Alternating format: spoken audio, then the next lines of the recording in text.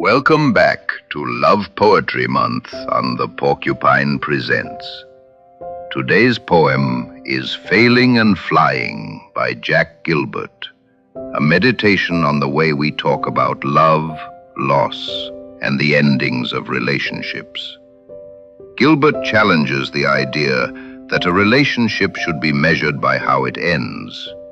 Instead, he invites us to think about what it was, what it gave, what it illuminated, and how even a love that doesn't last can still be beautiful, successful, and deeply human. It's a poem that asks us to reconsider the stories we tell about ourselves.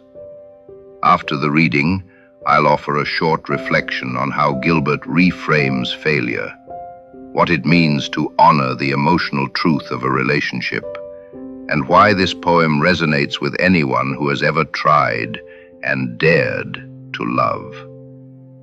Let's listen.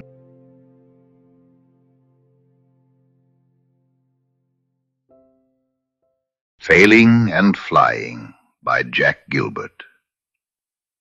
Everyone forgets that Icarus also flew. It's the same when love comes to an end or the marriage fails. And people say they knew it was a mistake, that everybody said it would never work, that she was old enough to know better.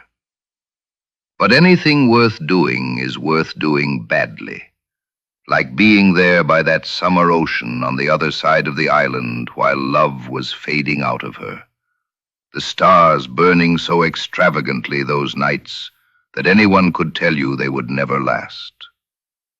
Every morning she was asleep in my bed like a visitation, the gentleness in her like antelope standing in the dawn mist. Each afternoon I watched her coming back through the hot, stony field after swimming, the sea light behind her and the huge sky on the other side of that. Listened to her while we ate lunch. How can they say the marriage failed? Like the people who came back from Provence, when it was Provence, and said it was pretty but the food was greasy. I believe Icarus was not failing as he fell, but just coming to the end of his triumph.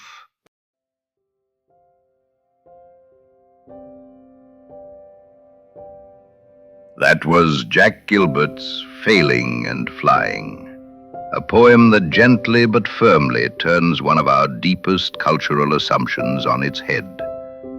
That a relationship which ends must have been in some essential way a failure. Gilbert asks us to pause and look again. The poem suggests that endings don't invalidate what came before, that joy, intimacy, delight, and devotion are not erased simply because they didn't last forever. Instead of treating a relationship like a test that can be passed or failed, Gilbert treats it like an experience, something lived, something risked, something worth having even if it eventually broke. One of the poem's great strengths is the way it recasts effort as a form of triumph. Most narratives about love focus on endurance, staying together at all costs, as though longevity alone proves value. But Gilbert argues that love's worth can't be measured in duration. It's measured in brightness, in presence, in moments when the world briefly opened.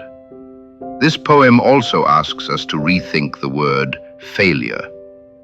When a relationship ends, we often sift through it looking for mistakes, where things went wrong, who should have tried harder. Gilbert offers a gentler perspective. Perhaps relationships don't fail so much as they complete their particular arc. Perhaps what matters is not how they ended, but how they were lived. There's also a profound emotional generosity in this poem. Instead of bitterness or blame, Gilbert writes from a place of gratitude, even awe. It's not naive optimism, it's clarity. He acknowledges loss without allowing it to overshadow everything else, and in doing so, he invites us into a more compassionate understanding of ourselves, that to love bravely even imperfectly, is not failing. It is flying. Ultimately, the poem's power lies in its refusal to flatten complexity into a simple verdict. Love, Gilbert reminds us, is an act of courage. Its worth is not diminished by its mortality. Thank you for listening. Join me tomorrow as Love Poetry Month continues here on the Porcupine Presents.